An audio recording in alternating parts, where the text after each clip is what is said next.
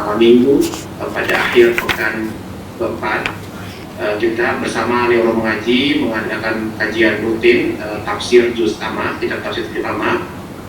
Ini merupakan agenda rutin yang diadakan oleh Neuro Mengaji untuk membahas terkait dengan ayat-ayat pada juz amma.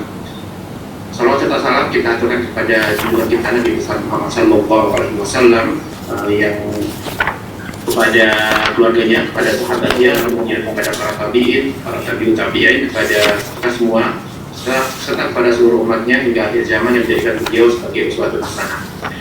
Alhamdulillah hadir pada kajian malam hari ini Ustaz Dr. Firanda Dirja MA. Beliau merupakan pemateri dan pengisi kajian kita pada malam hari ini. Assalamualaikum Ustaz. Waalaikumsalam warahmatullahi wabarakatuh. Ustaz Firanda merupakan alumni dari Universitas Islam Madinah, ya, dari sampai doktoral ya. Alhamdulillah. Baiklah, sebelum kita memulai ada baiknya saya membaca dulu ada kajian pada malam hari ini untuk dari Neuro Mengaji itu sendiri. Yang pertama adalah menggunakan pada seluruh jamaah untuk menggunakan profil yang sudah dikenali dan diharapkan audio dalam keadaan mute bagi peserta awal agar tidak mengaktifkan fitur video. Dianjurkan menyiapkan alat tulis untuk mencatat faedah yang disampaikan oleh Ustaz, dan juga pertanyaan dapat dilakukan pada akhir sesi setelah pemaparan materi. Pertanyaan dapat dilakukan pada kolom chat, dituliskan pada kolom chat, atau dapat menggunakan fitur raise hand jika waktu memungkinkan. Baiklah, untuk mempersilakan waktu, saya persilakan kepada Ustaz Dr. Firanda Dirja MA untuk memberikan kajiannya pada malam hari ini. Kepada Ustaz. Bismillahirrahmanirrahim. Assalamualaikum warahmatullahi wabarakatuh. Alhamdulillahi ala ihsani wa syukru lahu ala taufiqihi wa amtinani wa asyhadu an la ilaha illallah wahdahu la syarika lahu ta'ziman li sya'ni wa asyhadu anna Muhammadan abduhu wa rasuluhu da'ila ridwani. Allahumma salli alaihi wa ala alihi wa ashabihi wa ikhwani. Rekan-rekan sekalian dirahmati Allah Subhanahu wa taala, kita lanjutkan pembahasan kita dari surat An-Nazi'at dan kita sampai pada ayat ke-34. Ayat ke-34 Allah Subhanahu wa taala berfirman tentang akan pastinya terjadi hari kiamat. Allah berfirman, fa idza ja'atit tammatul kubra, ya. Jika malapetaka yang sangat besar telah datang, ya. Hari kiamat memiliki banyak nama, ya. Nama-nama hari kiamat, ya. Yang setiap nama menjelaskan tentang sifat hari tersebut, ya. Di mana setiap nama mengandung sifat hari tersebut.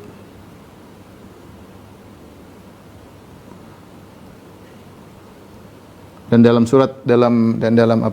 dalam juz amma banyak nama-nama hari kiamat yang disebutkan. Contohnya seperti yang sekarang kita bahas, yaitu at-tammah. At-tammah, ya. Tammah itu malapetaka yang merata, ya. At-tammah artinya malapetaka, ya. Yang merata, ya. Jadi tidak ada yang lepas dari malapetaka tersebut, at-tammah. Ya, misalnya di antaranya al-qari'ah, ya. Ini di antara dalam Al-Qur'an misalnya al-qari'ah yang mananya adalah suatu yang menggetarkan hati, ya, yang menggetarkan hati.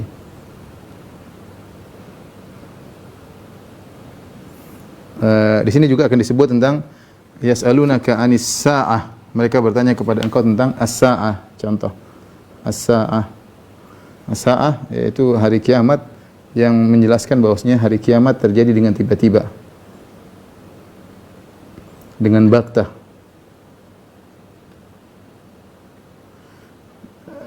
Banyak sekali nama hari kiamat, at-taghabun, yaumut tanad, banyak sekali, ya. Yaumul hisab, banyak sekali. Tapi di antara yang saya jelaskan sedikit di sini adalah at-tammah, ya, maksudnya malapetaka yang merata, tidak ada suatu pun yang lolos dari bencana tersebut. Dia bersifat umum, ya, dan kubra disifati dengan al-kubra, yaitu malapetaka besar, ya, karena hari tersebut adalah hari yang sangat dahsyat, ya. Ketika disebut dengan tammah, yaitu artinya malapetaka yang merata, tidak ada seorang pun yang lolos dari dahsyatnya hari tersebut. Apa yang terjadi setelah hari tersebut? Kata Allah, Hari tersebut yauma yatadzakkarul insanu ma sa'a, ya. Yauma yatadzakkarul insanu ma sa'a. Kata Allah Subhanahu wa taala, yauma yatadzakkarul insanu ma sa'a. Ya, perhatikan di sini, hari di mana, kata Allah Subhanahu wa taala, hari di mana al-insan, manusia, ingat seluruh yang dia kerjakan, seluruh yang pernah dia kerjakan, pernah dia usahakan, kerjakan. Nah, karena di sini ma, perhatikan sini ma, di sini adalah al-mausulah, ya. Kalau bahasa Arab di sini namanya al-mausulah. Yang dalam kaidah usul fikih memberikan faedah ta'um, memberikan faedah keumuman.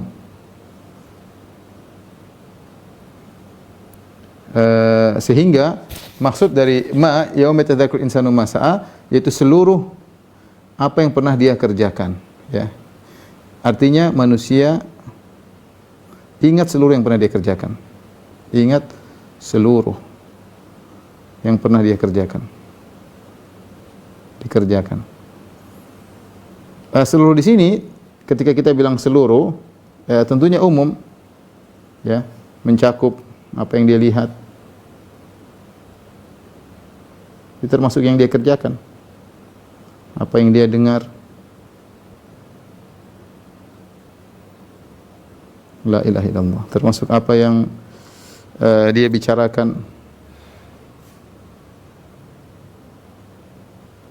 Ya, manusia dibuat ingat ketika itu, ya. Apakah dengan Allah buat dia ingat atau dengan menampakkan catatan amal di hadapannya, tapi intinya dia ingat seluruhnya, seluruh komentarnya. Ya, semua yang pernah dia kerjakan, meskipun sudah dia dilihat dari histori, semua akan dia ingat pada hari tersebut, ya. Dan ini ada hari yang sangat mengerikan. Kita sekarang lupa apa yang telah kita kerjakan, ya, apa yang pernah kita lihat, ya kita lihat, ingat sebagian, kita lebih banyak yang kita lupakan daripada yang kita ingat. Apa yang sudah kita dengar, ada sebagian kita ingat, namun lebih banyak yang kita lupakan. Apalagi apa yang sudah kita komentari, terlalu banyak. Kita komentari orang, komentari teman, komentari siapa saja, ya. Yang banyak yang kita lupakan, sedikit yang kita ingat, ya. Banyak hal semua. Dan Allah mengatakan ahsahullahu wa nasuh. Kata Allah ahsahullahu wa nasuh. Allah mengumpulkannya dan mereka melupakannya. Allah mengumpulkannya dan mereka melupakannya. Meskipun mereka sudah lupa, tapi Allah telah mengumpulkan dan Allah akan ingatkan pada hari tersebut. Karenanya ikhwan, tentu kita perlu untuk menghisab diri kita, muhasabah, agar kita ingat-ingat tentang dosa-dosa yang kita lakukan, sehingga kita banyak mohon ampun kepada Allah Subhanahu wa taala, ya. Karena kalau saya tanya berapa orang yang sudah kita gibahi, kita sudah lupa. Siapa aja yang pernah kita gibahi, kita lupa. Terlalu banyak orang sudah kita gibahi. Kalau tanya lagi apa saja jenis gibah yang kita bicarakan tentang orang tersebut, kita udah lupa, ya. Betapa banyak orang kita sakiti dengan nyinyiran kita juga udah lupa. Banyak hal, ya. Meskipun kita lupa, pada hari tersebut kita akan ingat. Apa yang buat kita ingat? Kenapa bisa ingat? Apa yang buat kita ingat? Banyak yang buat kita ingat. Di antaranya catatan amal. Ini buat kita ingat. Di antaranya persaksian, ya. Persaksian anggota tubuh kita. Ya, tangan kita bersaksi, kaki kita bersaksi. Kita akan bakalan ingat, ya. Kata Allah, "Iqra' kitabaka kafa bi nafsika al-yawma 'alaika hasiba." Ya, kita akan dapati catatan kami terbuka. Baca sendiri, kau akan ingat semuanya, ya. Tangan menjadi saksi, kaki berbicara, ya. Al-yawma nakhtimu ala afwahihim wa tukallimuna aydihim wa tashhadu arjuluhum. Tangan-tangan berbicara, kaki menjadi saksi. Wa qalu li juludihim lima syahidtum alaina qalu antaqana Allahu alladhi antaqa kulla syai'. Mereka berkata wa qalu julin, mereka berkata kepada kulit-kulit mereka, lima syahidtum alaina, kenapa wahai kulit-kulit kalian menjadi saksi atas perbuatan-perbuatan kami. Jadi intinya banyak hal yang menjadikan kita bisa lupa pada hari tersebut, karena hari tersebut adalah hari yang sangat dahsyat ya. Di sini Allah menyebutkan tentang dahsyat-dahsyatnya hari kiamat. Yang pertama tadi kita sudah sebutkan. Ini kedahsyatan pertama yang Allah sebut dalam ayat ini. Bahwasanya ada tawamatul kubra, malapetaka yang tidak ada orang bisa menghindarinya. Yang kedua, dahsyat yang kedua, ingat semua. Ini juga kedahsyatan. Dahsyatnya hari tersebut, di antaranya kita ingat dengan semua yang kita lakukan. Dan mengerikan ya kalau kita mau kembali ke belakang tentang apa yang pernah kita lakukan, dan siapa di antara kita yang tidak luput daripada dosa dan kesalahan. Kedahsyatan yang ketiga ya adalah wa burrizatil jahimu liman yara. Yang ketiga kata Allah Subhanahu wa taala, wa burrizatil jahimu liman yara.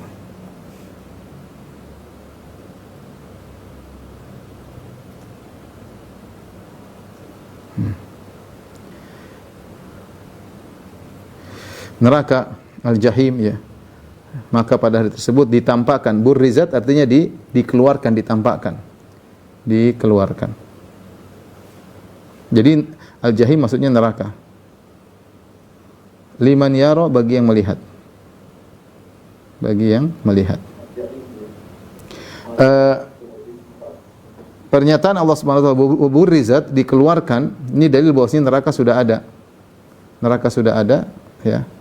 Hanya saja dikeluarkan. Neraka sudah ada. Sebagaimana surga juga sudah ada. Allah berfirman tentang surga, kata Allah, wa uzlifatil jannatu lil muttaqin. Surga didekatkan kepada orang-orang yang bertakwa. Neraka ditampakkan, wa burizatil jahim. Dan dalam hadis kata Nabi sallallahu alaihi wasallam, yu'ta bi jahannama yauma idzin laha sab'una alfa zimam. Maka didatangkan hari neraka jahanam pada hari tersebut yang memiliki 70.000 tali. Ma'a kulli zimamin sab'una alfa malakin yajurrunahu. Setiap tali ditarik oleh 70.000 malaikat ya. Jadi kalau kita lihat malaikat yang menghadirkan neraka tersebut adalah 4.900.000.000 malaikat. 4.900.000.000 malaikat menghadirkan neraka tersebut, dan tentu malaikat yang sangat kuat-kuat sehingga neraka tersebut sangat-sangat luas dan sangat-sangat besar ya. Sampai-sampai begitu besarnya Allah berkata, yauma naqul li jahannama halim talati wa taqulu hal min mazid. Kami berkata kepada neraka jahanam, halim talati, apakah kau sudah penuh, sudah terisi semuanya bagian-bagianmu, wa taqulu hal min mazid. Neraka berkata, apakah ada tambahan? Apakah ada tambahan? Jadi neraka sudah ada tapi baru dikeluarkan. Wa burrizatil jahimu, tapi kepada siapa? Liman yara, bagi yang melihat ya, bagi yang melihat. Ditampakkan neraka bagi yang melihat. Sini khilaf di kalangan para ulama. Siapa yang dimaksud dengan yang melihat ini? Khilaf. Ada yang mengatakan pendapat pertama, mengatakan bahwasanya yaitu hanya orang-orang kafir. Karena melihat neraka adalah suatu azab tersendiri. Dengan ngerinya neraka, apalagi orang kafir tersebut tahu dia akan dimasukkan. Bayangkan seorang dihadirkan di tempat penyiksaan, dia tahu dia akan disiksa di situ. Yauma yuda'una ila nari jahannam da'a hadhihi an-narul lati kuntum biha tukadzibun. Dalam surat yang lain kata Allah, yauma yuda'una, mereka didorong di neraka tersebut. Mereka enggak mau tapi mereka didorong. Mereka melihat, dihadirkan, mereka mengerikan. Mengerikan melihat neraka tersebut. Ngeri, takut. Lagi dengan suara gemuruh neraka tersebut ya. Ya. Idza ra'atuhum min makanin ba'idin sami'u laha taghayyudha wa zafira. Kalau neraka melihat mereka dari kejauhan, mereka sudah mendengar suara geramnya neraka. Ya. Takadu tamayyazu minal ghaiz. Hampir-hampir neraka lepas dari apinya, tuh ingin lepas, mencuat, ingin membakar mereka saking geramnya sama mereka. Jadi ketika mereka melihat neraka, ya tentu ketakutan yang luar biasa. Oleh karena sebenarnya mengatakan yang dimaksud yang melihat sini hanya orang-orang kafir yang tahu mereka akan masuk di situ. Dimasukkan ke neraka. Sehingga intinya apa? Mereka tersiksa sebelum dimasukkan. Jadi tersiksa sebelum dimasukkan ke neraka, mereka sudah tersiksa sebelumnya.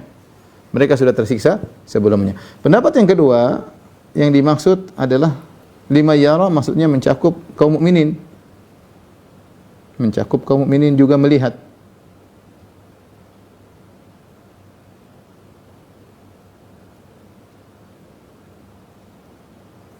Tetapi melihat mereka bukan melihat dalam kondisi ketakutan, tapi melihat apa?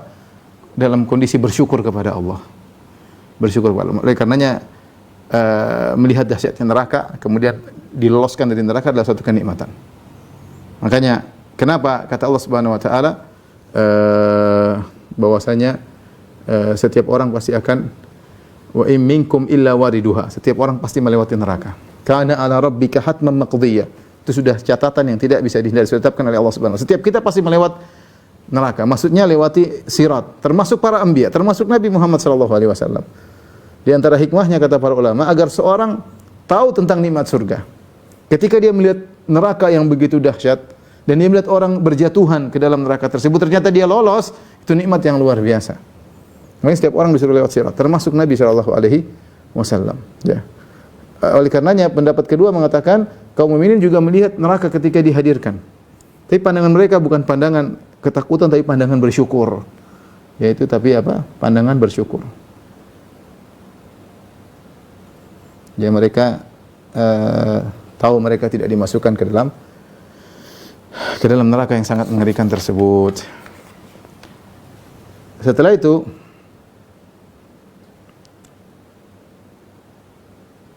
mau difoto dulu? Nanti aja. Setelah itu Allah berfirman, "Fa amma man tagha wa athara al-hayata ad-dunya fa innal jahima hiyal ma'wa wa amma man khafa maqama rabbih wa nahaa nafsa 'anil hawa fa innal jannata hiyal ma'wa." Setelah itu Allah menyebutkan, jadi kita belajar setelah ini apa? Setelah Allah menyebut tentang dahsyatnya neraka, yang Allah sebutkan dahsyatnya neraka, maka Allah sebutkan tentang dua model manusia, ya, dua model manusia di akhirat.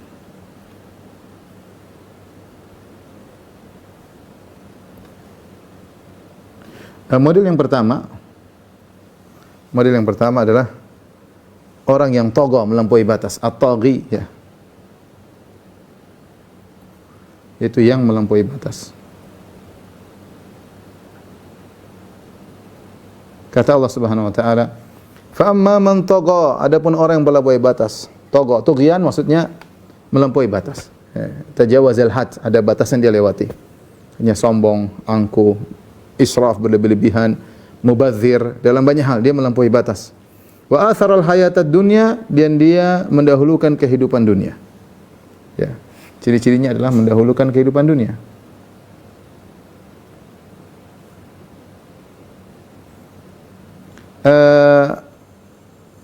Artinya apa? Orientasinya dunia.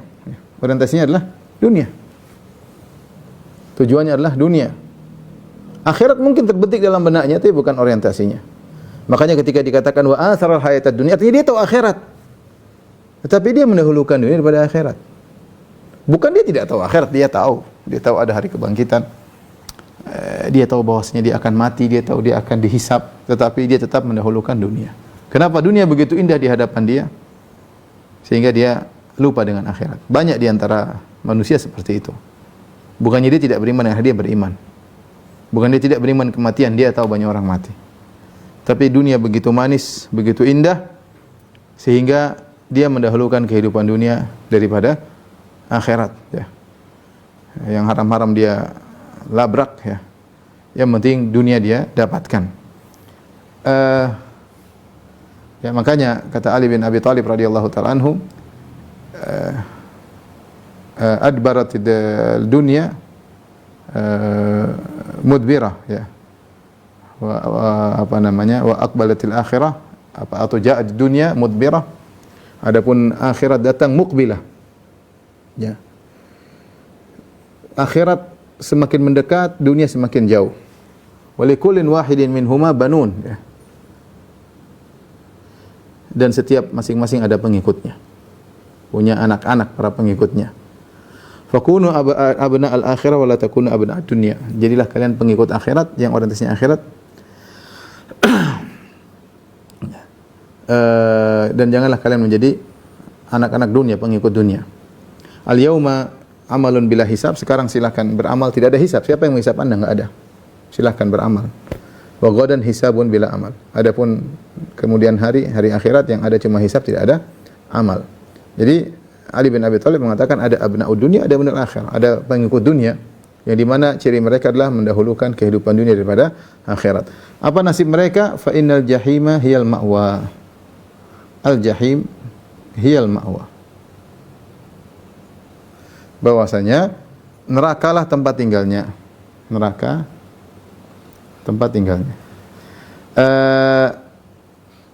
Di antara uslub yang Allah sebut, ini terulang dalam Al-Quran banyak sekali, yaitu Allah menggunakan uslub tahakkum atau uslub mengejek, ya. Uslub mengejek seperti al-ma'wa. Al-ma'wa. Al-ma'wa secara bahasa Arab itu tempat bernaung. Tempat bernaung. Al-ma'wa ini artinya secara bahasa Arab artinya tempat bernaung. Ya.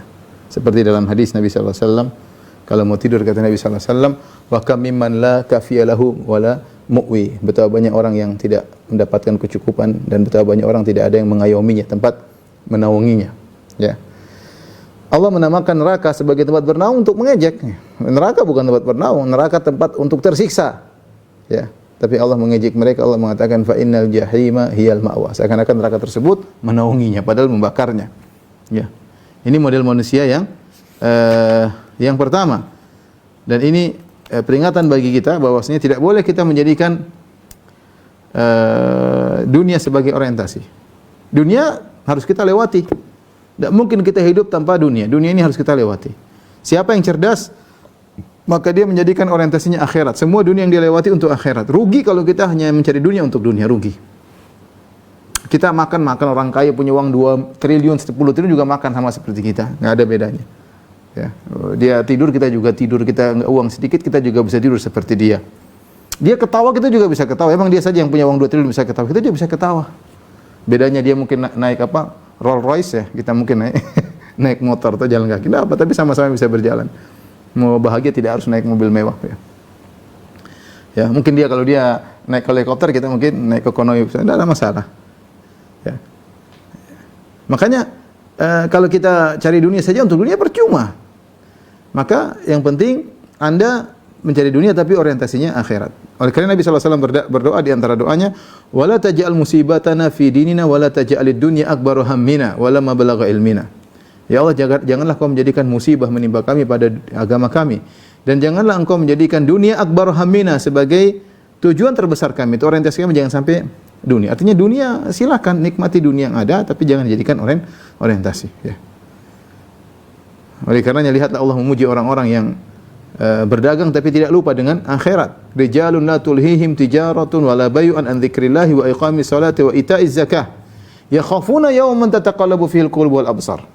Orang-orang yang mereka berdagang, mereka jual beli tetapi mereka tidak lalai dari mengingat Allah, dari mendirikan salat, dari membayar zakat.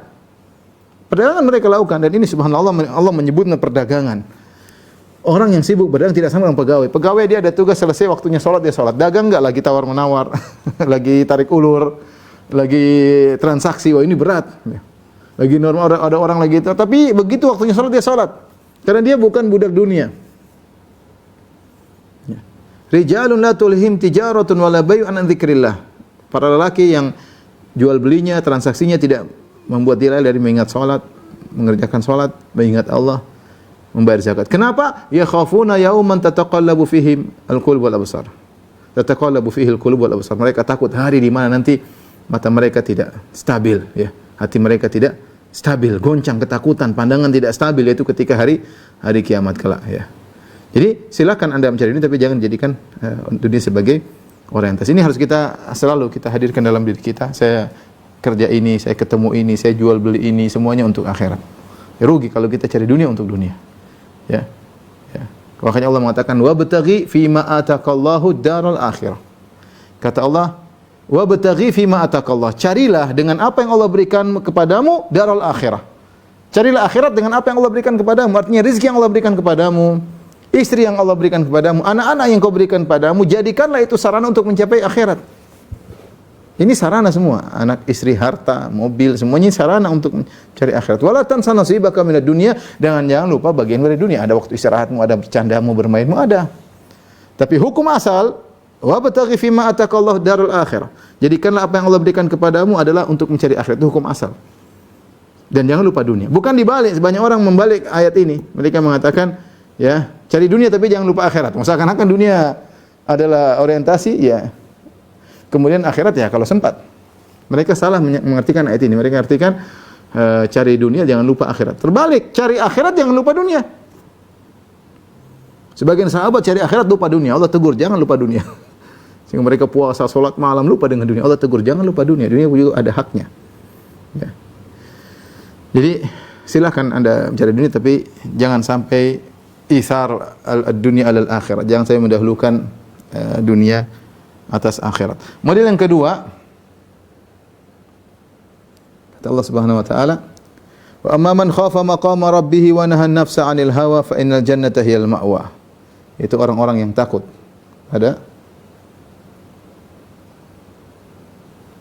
takut kepada kebesaran Tuhan, kepada keagungan Tuhan, keagungan Allah.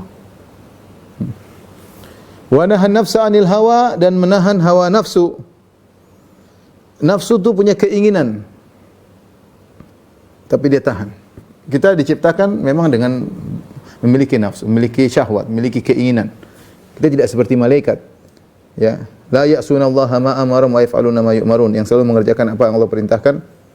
Ya, apa yang Allah perintahkan, wa yaf'aluna ma yu'marun, dan mereka mengerjakan apa yang diperintahkan kepada mereka, malaikat. Tapi kalau manusia, kita punya keinginan. Jiwa ini punya keinginan, jiwa ini pingin senang, pingin lalai, pingin istirahat, pingin macam-macam. Ya, dan menyeru kepada innan nafsala ammaratun bisu, dan jiwa itu menyeru kepada keburukan, tetapi dia tahan, dia berjuang melawan nafsunya. Fa innal jannata hiyal ma'wa. Ya. Al jannata hiyal ma'wa. Neraka surga. Ya. Surga tempat tinggalnya, ya. Tempatnya bernaung. Fa innal jannata hiyal ma'wa. Di antara ahli tafsir yang mengatakan wa amma man khafa maqama rabbih, dan orang-orang takut kepada keagungan Rabbnya, yaitu orang yang tidak bermaksiat kemudian dia ingat Allah Subhanahu wa taala. Ketika dia bermaksiat, dia bersendirian, sarana maksiat di hadapan dia. Dia tinggal klik, dia tinggal nonton, dia tinggal telepon, dia tinggal gampang. Tetapi dia ingat Allah Subhanahu wa taala. Dan itu ujian yang sangat berat ketika seorang yang bermaksiat dan sarana maksiat di depan dia. Dia tinggal, tidak ada yang lihat, dan sangat mudah. Seorang ketika diuji dengan dua perkara ini, ingatlah dia sedang diuji. Yaitu tidak ada yang lihat, yang kedua sangat mudah bermaksiat. Jika terkumpulkan dua perkara pada seorang, ketahuilah dia sedang diuji. Ingat ayat ini. Wa amma man khafa maqama rabbih. Barang siapa yang takut kepada Rabbnya, ya, akhirnya akan mendapatkan surga. Sama seperti firman Allah, wa liman khafa maqama rabbih jannatan. Bagi orang yang takut ke atas keagungan Rabbnya, dia akan mendapatkan dua surga, ya. Ada orang diuji dengan posisi seperti ini, ya. Mudah bermaksiat dan tidak ada yang lihat. Jadi maksudnya Allah melihat, ya. Inilah dua model manusia yang ada di akhirat kelak. Maka jadilah model yang kedua, yang takut kepada Allah Subhanahu wa taala. Ini dalil bahwasanya takut kepada Allah adalah ibadah. Dalil bahwa takut akan keagungan Allah adalah ibadah. Ya, ibadah ada roja, ada juga takut. Makanya kata Nabi sallallahu alaihi wasallam, ainani lam tamassahuma nar. Dua mata yang tidak akan disentuh oleh api neraka. Ainun bakat min khasyatillah, mata yang menangis karena takut kepada Allah Subhanahu wa taala. Yang kemudian yang satunya lagi, ainun tahrusu fi sabilillah, mata yang berjaga karena menjaga di perbatasan dalam peperangan. Dua mata tidak akan disentuh api neraka. Jadi kita bisa lakukan yang pertama, takut karena Allah. Karena bisa banyak hal membuat kita takut. Terlalu banyak dosa yang kita lakukan. Terlalu banyak perbuatan sia-sia yang kita lakukan. Kalau dibuka catatan amal, banyak perbuatan sia-sia. Ngobrol ngarung ngidul, macam-macam. Ya, enggak ada juntrungnya, ya. Nonton yang tidak benar, ya. 2 jam habis untuk, ya, gol sana gol sini macam. 2 jam mengikut berita-berita artis ini, artis pemain bola ini, habis waktu banyak sekali. Ya. Kalau kita dihisap, diperhatikan, ditampakkan, ya banyak waktu yang kita terbuang. Seorang duduk merenung, muhasabah dirinya sampai menangis, ya. Di antaranya 7 golongan yang Allah naungi pada hari kiamat kelak adalah rajulun dzakarallaha khalian fa fadat ainah. Seorang bersendirian ingat Allah kemudian dia menangis. Harus ada waktu untuk seperti itu. Ya. Harus ada waktu. Ini menunjukkan bahwasanya takut kepada Allah adalah ibadah yang sangat agung. Karena Allah sebutkan di sini takut kepada Allah sebab masuk surga, ya. Sebab masuk surga. Taib. Selanjutnya kita masuk pada ayat yang selanjutnya tentang hari kiamat. Allah Subhanahu wa taala tentang hari kiamat. Kapan hari kiamat?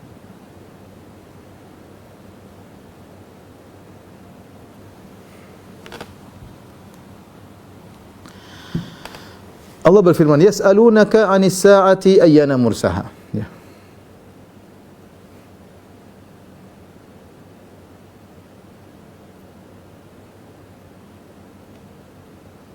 Ayyana mursaha. Mereka bertanya kepada engkau, ya, yas'alunaka menunjukkan istimrar, ini fi'il mudhari', ya. Fi'il mudhari'.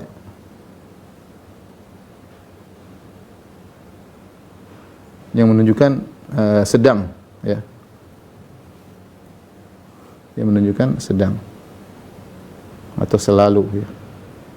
Kenapa ini sering ditanyakan oleh orang-orang musyrikin? Yas'alunaka, mereka bertanya melulu kepada engkau. Sebenarnya ahli tafsir mengatakan mereka ngejek, Muhammad, kamu kan Rasul, masa enggak tahu kapan hari kiamat? Konsekuensi dari seorang Rasul, utusan Tuhan, harusnya tahu hari kiamat. Yas'alunaka 'anis sa'ah, dan kita sebutkan tadi di antara nama-nama hari kiamat adalah as-sa'ah. As-sa'ah itu artinya datang tiba-tiba. Datang tiba-tiba, baghtah, ya. Jadi ini mereka dalam rangka untuk mengejek,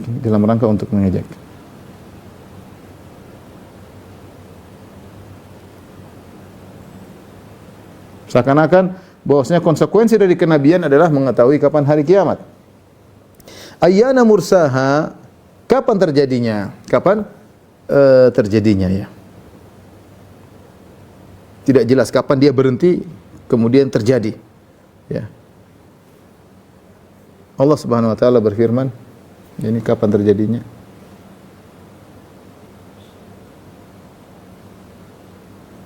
Kata Allah Subhanahu wa taala, "Fima anta min dzikraha." Ya.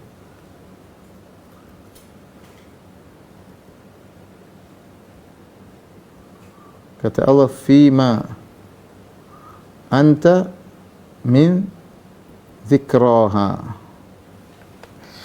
Siapakah kamu sehingga kamu dapat menyebutnya? Ya. Siapakah kamu, wahai Muhammad? Wahai Muhammad, untuk tahu kapannya. Sebenarnya oleh tafsir mengatakan, akhirnya ketika Rasulullah SAW terus didesak oleh orang musyrikin, kapan hari kiamat Muhammad? Kapan hari kiamat? Kamu kan Nabi, harusnya tahu. Akhirnya Rasulullah SAW tanya, ya Allah, kapan hari kiamat? Ya, ini ada sebagian ulama berpendapat demikian. Allah tegur, engkau siapa wahai Muhammad? Harus tahu hari kiamat. Ini rahasia, sangat rahasia. Tidak ada yang tahu. Rasulullah SAW tidak tahu, Jibril pun tidak tahu. Fima anta min dzikraha. Siapa engkau harus mengetahui, bisa tahu waktunya, kamu tidak akan tahu. Ya. Makanya dalam hadis Jibril ketika Jibril bertanya, "Ya Muhammad, akhbirni anis sa'ah." Ya Muhammad, kabarkan kepadaku kapan hari kiamat. Maka Rasulullah SAW mengatakan, "Mal mas'ulu anha bi'ala minas sa'il."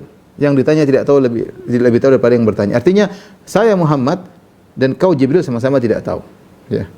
Dalam ayat yang lain dalam surat Al-Araf kata Allah, "La yujalliha liwaqtiha illahu." Tidak ada yang bisa menampakkan waktunya kecuali Allah Subhanahu wa taala. Tidak ada yang tahu. Makanya Allah mengatakan di sini, "Ila rabbika muntahaha." Ya. Ilmunya, ya, hanya dikembalikan kepada Allah Subhanahu wa taala, tidak ada yang tahu. Ya, tidak ada yang tahu kecuali hanya Allah Subhanahu wa taala. Innama anta munziru may yakhsha. Oleh karena kalau ada yang mengatakan hari kiamat akan terjadi keapaan sekian tahun lagi, ini enggak benar semua. Datang dalam beberapa hadis tapi hadisnya dhaif atau palsu. Sebagian ulama tergelincir kemudian menyatakan hari kiamat terjadi pada tahun sekian seperti As-Suyuti rahimahullah. Sebelumnya kalau tidak salah adalah At-Tabari, mereka mengatakan hari kiamat dunia umurnya sekian, umur dunia terbatas sampai sekian. Diikuti oleh sebagian dai mengatakan kiamat akan terjadi kurang dari sekian puluh tahun ya. Ini semua tidak boleh ya. Tidak ada yang tahu. Ya. Dan akhirnya menimbulkan dhajjah, menimbulkan kekacauan ya. Keributan ya. Oh, hari kiamat tidak akan sampai 30 tahun lagi sudah hari kiamat. Ini orang yang mau bangun ini, bangun bikin perusahaan ini enggak jadi. Mau hari kiamat. Sampai akhirnya ada dai yang datang kemudian suruh beli kuda, akhirnya pada beli kuda. Karena hari akhirat nanti sudah tidak ada lagi minyak bumi, kita pakai kuda. Dia beli kuda akhirnya. Kuda mahal, bukan hewan murahan. Makanya bangun rumah hari terakhir kiamat enggak jadi bangun rumah. Ya udah ke masjid aja dulu, ngapain. Jadi dibuat, kita enggak boleh bicara kapan hari kiamat. Allah mengatakan fima anta min dzikra. Engkau siapa wahai Muhammad untuk menyebut tentang hari kiamat? Kalau Rasulullah SAW saja tidak bisa mengetahui hari kiamat, apalagi kita. Tapi tentunya Allah mengabarkan di antara kasih yang Allah Subhanahu wa taala sebut tentang tanda-tanda hari kiamat untuk membuktikan bahwasanya hari kiamat itu ada. Ila rabbika muntahaha, ilmunya hanya milik Allah Subhanahu wa taala. Qul innamal ilmu indallah. Katakanlah bahwasanya ilmunya hanya di sisi Allah Subhanahu wa taala tentang hari kiamat. Innama anta munziru may yakhshaha. Kamu hanyalah pemberi peringatan bagi siapa yang takut kepadanya. Yang tidak takut percuma. Kita bilang hari kiamat dia enggak takut. Orang kalau diingatkan hari kiamat harusnya takut. Kenapa kita ini berani bermaksiat? Kenapa kita ini berani melakukan pelanggaran? Karena keimanan kita hari kiamat kurang. Kalau kita yakin kita bakalan dibangkitkan, kita yakin kita bisa mati kapan saja, semua yang kita lihat akan diminta pertanggungjawaban, semua yang kita omong akan diminta pertanggungjawaban, semua yang kita dengar akan diminta pertanggungjawaban, kita pasti enggak sembarang berbuat. Ya. Setiap apa yang kita lihat akan ada pertanggungjawabannya. Ada pertanggungjawabannya. Makanya Allah mengatakan innama anta munziru may yakhshaha. Kamu hanyalah memberi peringatan bagi yang takut kepada hari tersebut, hari yang sangat dahsyat tadi yang sudah Allah sebutkan di awal. Taumatul kubra, kata Allah, malapetaka yang besar.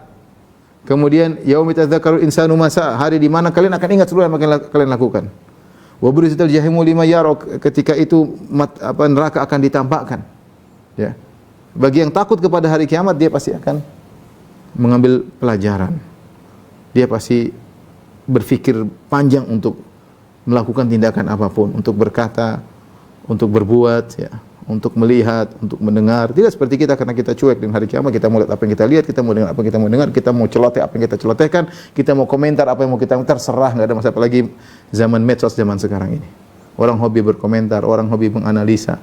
Enggak peduli berita dia hoax, enggak peduli berita ini, yang penting viewersnya banyak, yang penting yang follow banyak, yang penting setiap ada sesuatu kemudian dia respon sangat cepat. Yang penting banyak yang nonton. Li'adzubillah.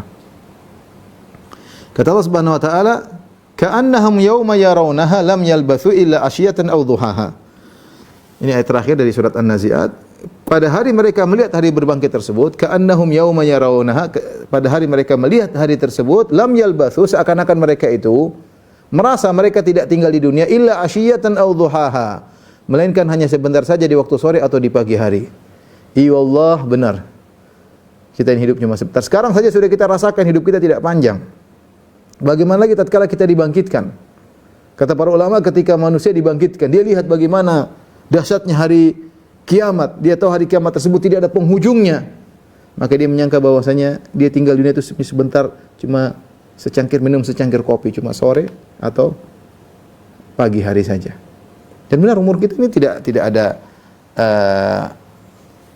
ada bandingannya ya, dengan panjangnya hari kiamat. Hari kiamat disebut hari akhir, itu tidak ada penghujungnya.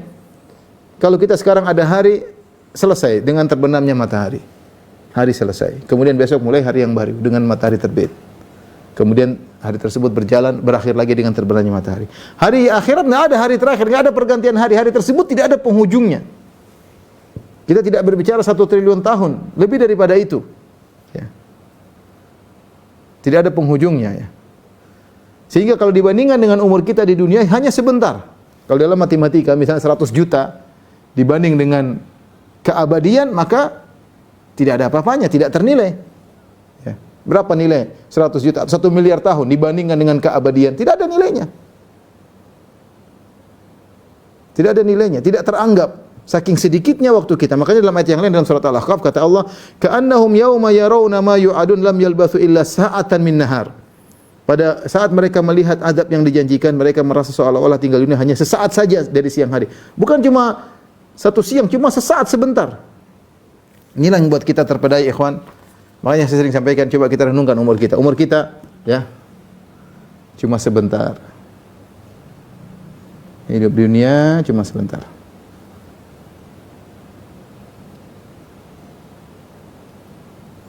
Nih kita hitung umur kita sama-sama ya. Ya. Taruhlah Allah Subhanahu wa taala kasih kita umur 60 tahun. 70 dah ya. Kalau yang rambut sudah mulai putih semua, kepala sudah mulai botak, sudahlah itu enggak lama lagi. Jenggot sudah mulai putih semua, ya udah penyakit sudah mulai muncul yang tadinya tiba-tiba muncul penyakit. Taruhlah umur 70 tapi ini sudah langka juga 70. Ingat 70 ini bukan apa ya? Bukan net ya. Ini bukan net ya. Ini masih apa namanya? Masih kotor, masih gross ya. Masih harus dipotong, banyak harus potong nih. Banyak dipotong, dikurangi apa? Dikurangi ya, masa balik. Ini berapa? 15 tahun. Kita kecil main-main doang. Dikurangi. Dikurangi lagi masa buat tidur.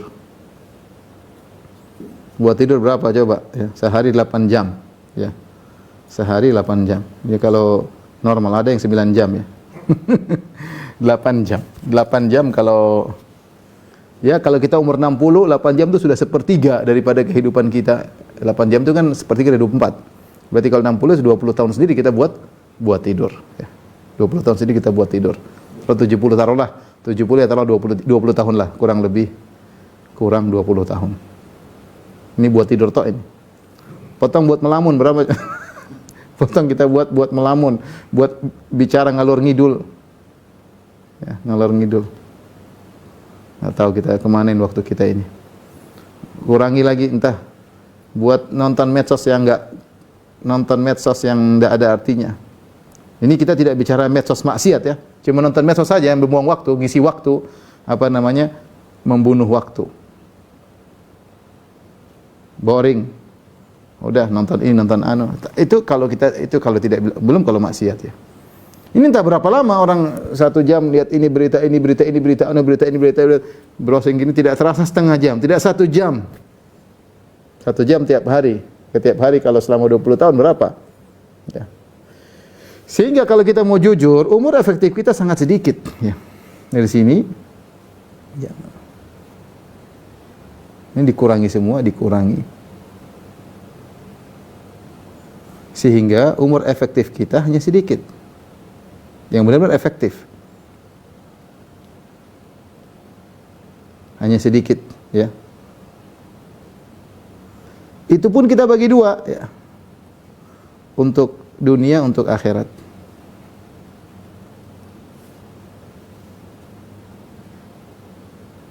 Nah, kalau kita untuk akhirat ini sangat-sangat sedikit. Ini sangat-sangat sedikit. Inilah yang sesungguhnya ya, sangat sedikit. Ini setiap detik berpengaruh pada nasib kita di alam berikutnya. Setiap detik, setiap tasbih yang kita ucapkan, setiap zikir yang kita sebutkan, setiap istighfar, setiap pandangan yang kita lepaskan, mau kita lihat haram atau kita tundukkan, punya pengaruh dalam kehidupan kita sejak di alam barzakh. Ya, maka seorang waspada, jangan terpedaya dengan kesehatannya ya, jangan terpedaya dengan banyak hartanya. Allah Subhanahu wa taala mengatakan alladzi jama'a malahu wa 'addadah yahsabu anna malahu akhladah. Orang yang ngumpul-ngumpulin harta, menghitung-hitungnya tiap hari ya. Ya, dia menyangka bahwasanya hartanya akan menambah umurnya. Kalla, sekali-sekali tidak. 1 triliun yang dia miliki tidak menambah umurnya meskipun 1 detik. Ya, sekali-sekali tidak akan menambah umurnya. Orang kafir seperti dia menyangka duit banyak dia akan hidup lama. Enggak, uang banyak tidak akan menambah umurnya sama sekali. Kebugaran tubuhnya juga tidak akan menunda ajalnya. Dia terpedaya dengan kebugaran. Kalau maut sudah datang tidak mengenal mau tua, mau muda, mau bugar, mau sehat, mau kaya, mau miskin, mau tidak mengenal siapa, mau raja. Wa in kuntum fi burujim musyayyadah, meskipun kalian berada dalam benteng yang kokoh, dijaga oleh bodyguard 1.000 orang, 2.000 orang, satu batalion jaga, enggak akan. Kalau waktunya mati, mati. Ya. Maka seorang, Allah ingatkan, waktu di dunia ini hanya sebentar. Maka orang yang cerdas, orang yang menghargai waktunya. Saya sering bilang, kalau orang yang cerdas, dia hidupnya teratur, terjadwalkan, bukan asal-asalan. Dia punya jadwal untuk dunia, dia punya jadwal untuk akhirat. Dia punya jadwal. Kalau dia ingin berhasil, kalau dia enggak ingin berhasil, dia asal aja. Waktu kayaknya banyak, jadi dibuang sana, waktunya buang ke sini, mau lihat ini, mau jalan sana, mau main sini, main sana, enggak. Itu orang enggak benar. Jangan berteman dengan orang seperti itu. Orang harus punya waktu terjadwal. Apa yang bisa dilakukan? Dunia kerjakan serius. Waktunya akhirat serius. Ya. Jadwal dia kerja, ada jadwalnya umrah. Dia kerja, ada jadwalnya haji. Dia kerja, ada jadwalnya baca Quran, ada jadwalnya berdakwah, ada jadwal yang harus dia ikuti. Jangan terpedaya dengan merasa sehat, merasa kaya. Maut menjemput tanpa mengenal siapapun. Wallahu a'lam bishawab. Ini saja yang mungkin bisa sampaikan tentang tafsir surat An-Nazi'at. Insyaallah kita lanjutkan tentang surat Abasa pada pertemuan berikutnya. Kalau ada yang bertanya, saya persilakan. Wallahu ta'ala a'lam bishawab. Alhamdulillah, jazakallahu khairan Ustaz atas pemaparan materinya. Berikut kita masuk ke sesi tanya jawab. Baik, ada pertanyaan. Kita bacakan dulu pertanyaan pertama ya Ustaz ya. Ya. Ada yang via chat. Assalamualaikum Ustaz.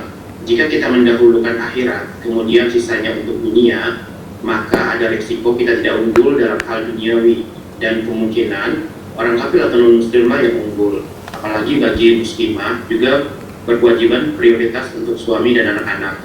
Bagaimana dengan hal ini Ustaz?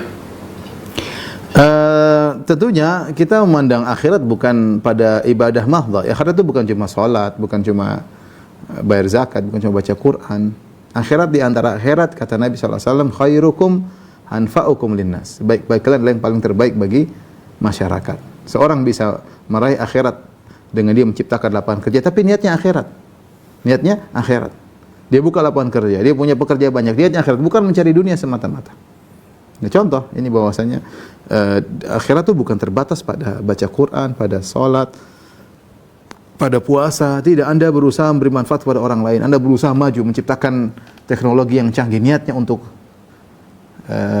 akhirat, maka jadi pahala. Seorang dokter yang bekerja, dokter menangani berbagai macam orang yang sakit, niatnya untuk menolong orang lain, pahala enggak? Pahala. Makanya di antara orang yang akan dinaungi oleh Allah pada hari kiamat, sab'atun yudhilluhumullahu fi yaumin la dhilla illa dhilluh, 7 golongan yang Allah naungi pada hari kiamat kelak. Yang pertama adalah imamun adil, imam yang adil, pemimpin yang adil. Memang pemimpin baca Quran aja kerjanya, enggak, sibuk dia ngurusin macam-macam. Ngurusin anak buahnya, ngurusin kepala-kepalanya, ngurusin apalah banyak lah ya. Coba kalau antum datang ke bupati, sibuknya kayak, belum ketemu orang gubernur, sibuknya kayak apa? Sini tanda tangan, periksa lagi. Tapi dia mikir umat. Naruh proyek bagus gak buat negara dan bangsa? Bermanfaatkah bagi masyarakat saya? Dia mikir umat.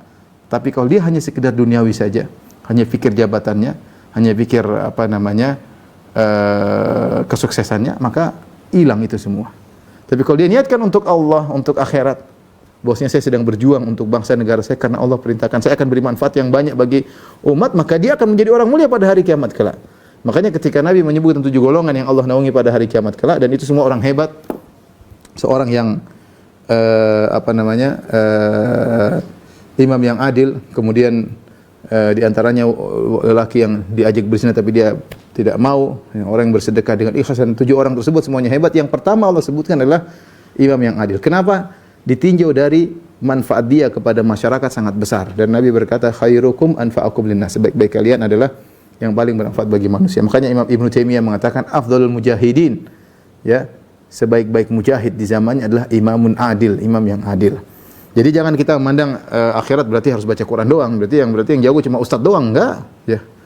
Enggak, ada orang yang hebat dengan infaknya, ya. Bukan Rasul mengatakan la hasada illa fasnatain, tidak ada hasad kecuali kepada 2 orang. Ya, di antaranya orang berilmu dan orang yang berharta, yang berinfak di jalan Allah Subhanahu wa taala. Berinfak di jalan Allah harus kerja. Ya, yang jadi masalah kerja lupa akhirat itu jadi masalah. Udah kerja duit banyak, pelitnya luar biasa. Masya Allah. Ini yang bahaya. Jadi orang Islam banyak yang kaya, banyak, tapi yang pelit juga banyak, itu masalah. Kalau yang kaya banyak, tapi yang sedekah banyak, oke. Kalau yang banyak yang kaya banyak, tapi yang pelit juga banyak, ini jadi masalah. Perhitungan. Dia lupa apa yang dia infakkan itu adalah aset dia di akhirat. Terus simpan duit banyak-banyak buat apa? Simpan duit banyak-banyak, ternyata ya sudah, pakai mobil cuma satu doang, makan cuma satu piring. Istri juga cuma satu, terus ngapain? Terus apa lagi? Ya, rumah ya tidur cuma sepetak. Mau rumah 1 kilo luasnya ya paling cuma tidur 2 meter kali 2 meter bolak-balik begini cuma segitu aja. Terus apa? Mau duit banyak buat apa? Sudah bikin istana di akhirat. Nah, istana di akhirat. Ya. Jadi ketika kita memahami akhirat hanya sekedar perkara ibadah mahdhah seperti zikir, baca Quran, itu jadi sempit. Tapi ketika kita memandang akhirat adalah perkara yang luas, dunia dijadikan sana untuk akhirat. Seperti baik sama keluarga, baik pada suami, itu akhirat ya, akhirat ya. Maka perkaranya kita tidak berarti orang yang pentingkan akhirat kemudian mundur, tidak benar. Ya, kita bisa meraih akhirat dengan kemajuan dunia, tapi niatnya karena Allah Subhanahu wa taala. Wallahu a'lam bishawab. Syukur Ustaz atas jawaban dari pertanyaannya. Kita lanjut ke pertanyaan kedua ya Ustaz. Assalamualaikum warahmatullahi wabarakatuh. Assalamualaikum. Adakah nasihat atau cara agar qanaah dalam hidup yang serba berkecukupan? Jazakallahu khairan Ustaz. Saya rasa tidak ada yang paling penting kecuali seperti perkataan Nabi sallallahu alaihi wasallam. Kita ingat hakikat dunia ini cuma sebentar. Nabi berkata, Allahumma la aisha illa aishul akhirah. Ya Allah, tidak ada kehidupan yang sejati kecuali kehidupan akhirat. Kapan Nabi ucapkan ini? Nabi ucapkan ini ketika Nabi dan para sahabat menggali Khandaq. Khandaq itu terjadi pada tahun 5 Hijriah ketika akan datang 10.000 orang menyerang kota Madinah.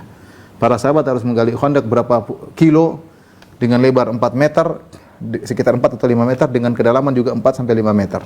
Supaya kuda tidak bisa loncat. Jadi mereka buat parit sehingga musuh tidak bisa masuk. Mereka menggunakan metode bertahan. Tidak mungkin mereka menyerang karena musuh 10.000, kaum muslimin cuma 2.000-an. Rasulullah SAW berbicara yang realistis, yang logis. Enggak mungkin 2.000 lawan 10.000. Maka caranya dengan buat Khandaq. Nah, ketika mereka buat Khandaq itu, ketika itu musim dingin. Selain musim dingin, lapar, tidak ada makanan. Sampai disebutkan mereka makan makanan yang sudah tengik, mereka makan. Ya, musim dingin, lapar. Sementara kerja berat. Dalam kondisi yang susah tersebut, Nabi berkata, labbaik Allahumma la aisha illa aishul akhirah. Ya Allah, tidak ada kehidupan yang sejati kecuali kehidupan akhirat. Sehingga kita menjadi terhibur ketika ini cuma sebentar. Sabar dengan kehidupan tersebut ya.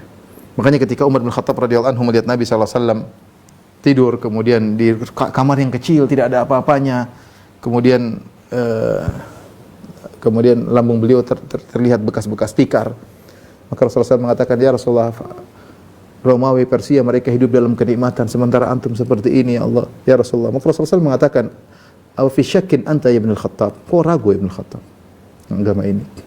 Haula'i qaumun ujjilat lahum thayyibatuhum fi hayatihim ad-dunya. Mereka adalah kaum yang Allah segerakan dunia bagi mereka. Allah segerakan kenikmatan bagi mereka. Kita kenikmatan kita di akhirat. Ya kita sabar, kita yakin di antara buat kita qanaah ya.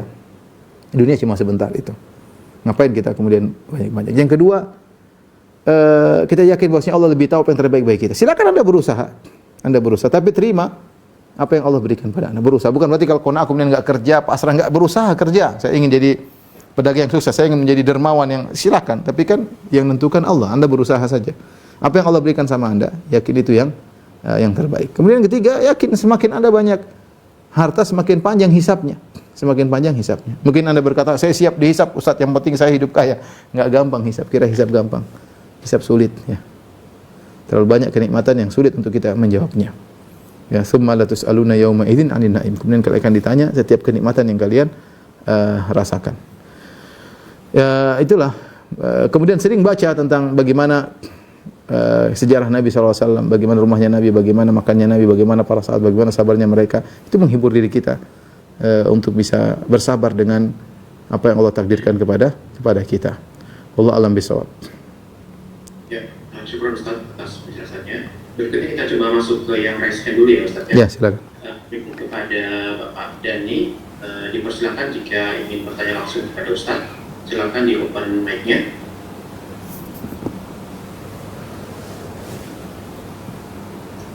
Bapak Dani.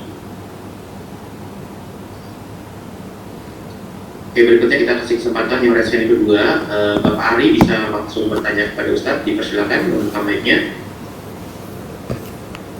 Assalamualaikum Ustadz. Waalaikumsalam. Saya dari Presiden Bedah. Yang ingin saya tanyakan mengenai 70.000 orang yang akan masuk surga tanpa hisab. Di hadis yang lain dijelaskan kalau mereka adalah orang yang tidak memimpa dikai dan tidak memimpa diruqyah. Nah, yang ingin saya tanyakan, di profesi kita sebagai dokter bedah di zaman sekarang ini, hampir semua operasi itu dilakukan dengan menggunakan counter atau teknik yang sebenarnya dimodernisasi. Nah, bagaimana hukumnya? Apa tekniknya? Tekniknya bagaimana? Tekniknya bagaimana? Jadi pisau di zaman sekarang itu dihubungkan ke listrik, kemudian listrik itulah yang akan pisau yang sudah dari listrik itu yang akan membakar dengan dia Wallahu alam bisawab. Saya rasa tidak masuk. Kai itu pengobatan tersendiri khusus kai. Adapun di tengah jalan ada pisau yang dipanaskan, ada itu tidak. Itu sekedar salah satu dari proses. Kai itu satu proses yang besi dipanaskan kemudian ditempelkan pada tubuh manusia. Jenis pengobatan namanya kai. Bukan berarti semua yang dipanaskan kemudian dianggap sebagai kai. Ya. Wallahu alam bisawab. Karena zaman dahulu kalau sudah digunakan kai maka pasti sembuh. Maka ada pepatah mereka akhiru dawa kai. Obat yang terakhir adalah kai. Kalau selain sudah bisa, kalau kai biasanya sembuh. Sehingga ada ketergantungan mereka bersandar kepada sebab bukan kepada Allah. Sehingga kalau mereka sudah kai sembuh. Situlah Rasulullah tidak suka karena di situ ada tawakal kepada sebab. Jadi adapun yang antum melakukan pengobatan di salah pengobatan ada yang dipanaskan itu bukan termasuk. Kai itu pengobatan spesifik satu. Pengobatannya begini itu namanya kai. Itu yang dilarang oleh atau hukumnya makruh oleh Nabi sallallahu alaihi wasallam.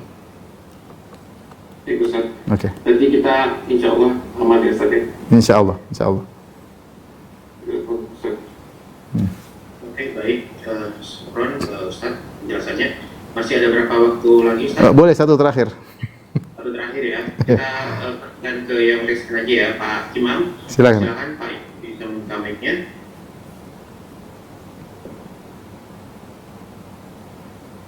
Pak. Assalamualaikum Ustaz. Waalaikumsalam warahmatullahi wabarakatuh. Iya, saya Imam Ustaz dari Banten. Masya Allah, silakan. Iya. Ini di luar tema Ustaz. Ini terkadang Ustaz saya dalam keseharian selalu berucap kata tidak baik, Ustaz ya, selalu diulang-ulang gitu. Terhadap orang, terhadap diri sendiri, keluarga. Oh, jaga lisan. Sudah terbiasa. Iya, menjaga lisan. Karena hati ini sulit terjaga ya, Ustaz. Bisa latihan. Itu latihan. Solusinya Harus ingat, setiap saya ucapkan ada malaikat yang catat. Jadi kita ini jangan ngomong dulu baru mikir. Hati, Ustaz ya. Apa? Ya, terkadang ucap tidak baiknya dalam hati gitu. Oh, dalam hati segera kita istighfar. Yang penting belum terucapkan. Kita suudzon misalnya atau dalam hati kita brengsek orang ini, jangan diucapin. Selama tidak diucapin, kita masih dimaafkan. Yang penting jangan dipendam. Kalau udah pendam itu bisa terhitung sebagai dosa. Tapi kalau kita lewat begitu saja, kita astagfirullah, insya Allah nggak ada masalah. Insya Allah nggak ada masalah. Ya. Tapi jangan biasakan seperti itu. Ya, biasakan kita lawan dengan husnudzon.